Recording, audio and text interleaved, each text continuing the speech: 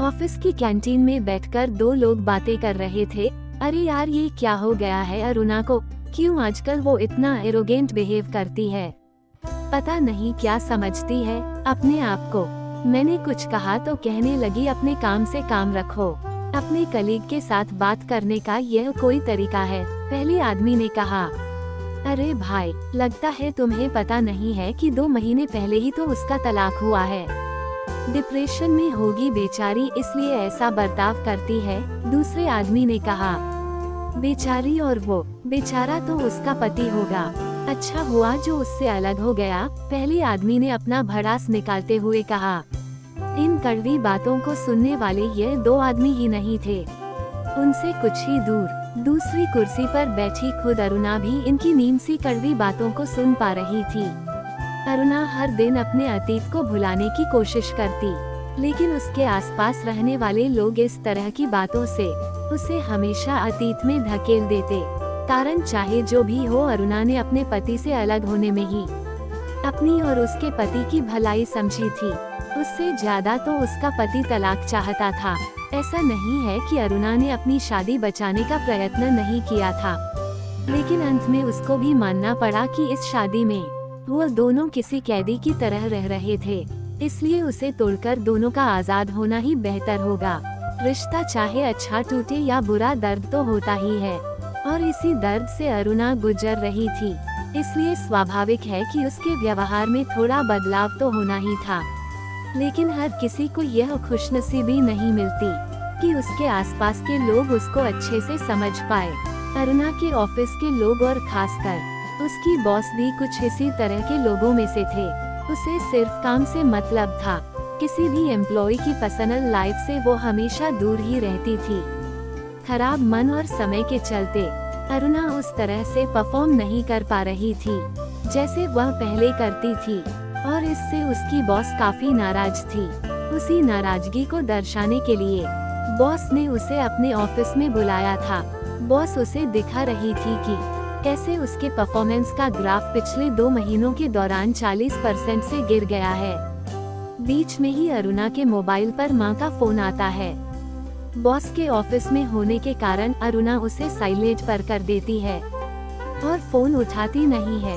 अरुणा देख पाती है कि इस मोबाइल की वजह से बॉस का मूड खराब हो रहा है। अरुणा ने उनसे अपनी तकलीफ बतानी चाहिए। मैडम, मेरे जिंदगी में कुछ।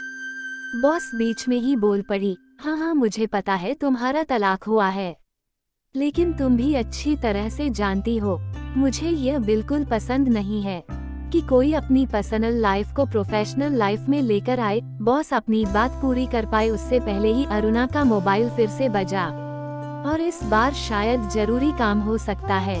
सोचकर अरुणा ने फोन रिसीव कर लिया।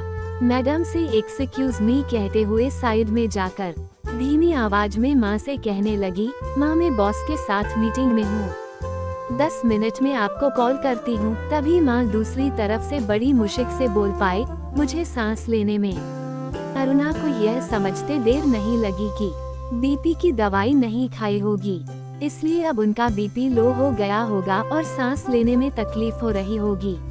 पहले ही गुस्से में बैठी बॉस अरुणा को अपने अनप्रोफेशनल बर्ताव के लिए खरी खोटी सुना रही थी, और ऊपर से ऐसी परिस्थिति कि अरुणा को इस मीटिंग को तुरंत छोड़कर जाना पड़े। अरुणा ने वही किया जो उसे करना चाहिए था। वो अपने बॉस को सॉरी बोलकर तुरंत माँ की हेल्प करने दौड़ पड़ी, ये जानते हुए भी कि शायद इसके परिणाम स्वरूप उसकी नौकरी भी जा सकती है। टैक्सी में तेजी से घर की तरफ जा रही अरुणा के दिमाग में कई विचार चल रहे थे, जैसे कि कहीं माँ को कुछ हो तो नहीं जाएगा, मेरे पहुँचने तक वो सरवाइव कर पाएगी या नहीं। ऐसे वक्त में ये सुभाष कहाँ चला गया होगा। वो सुभाष को 2-3 बार फोन कर चुकी थी ताकि अगर वो नजदीक हो तो माँ तक पहले पहुँचकर उन्हें दवाई खिला सके, लेकिन वो फोन नहीं उठा रहा था। फिर वो मन ही मन भगवान से माँ की सलामती के लिए प्रार्थना करने लगती है।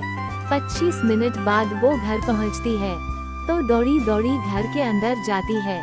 माँ लगभग अधमरी सी एक एक सांस के लिए तड़प रही थी। अर्चना उन्हें पानी और दवाई पिलाती है और बेड पर आराम से लेटाती है। और उनके पास बैठकर उनके हाथ और पैर दबाती है, जिससे उन्हें थोड़ा आराम मिले। आधा घंटा बीतने के बाद माँ को अब अच्छा महसूस होने लगाता है। माँ अरुणा की ओर एकटक देख रही थी। उनकी आंखों में आंसू थे। अरुणा ने उनके आंसू पोंछे और उन्हें रोने के लिए मना किया। माँ ने कांपती हुई आवाज में कहा, अरुणा आज तुम नहीं आती तो शायद मैं। अरुणा ने उनके मुंह पर हाथ रखते हुए कहा, कैसे नहीं आती? माँ तकलीफ में हो और बहू ना आए, ऐसे हो सकता है भला? अरुणा तुम बिल्कुल नहीं बदली, तुम अभी भी वैसे ही हो जैसे पहले थी। मैं सोचती थी तलाक के बाद सब बदल जाएगा। माँ ने अपने मन की बात अरुणा को बताई।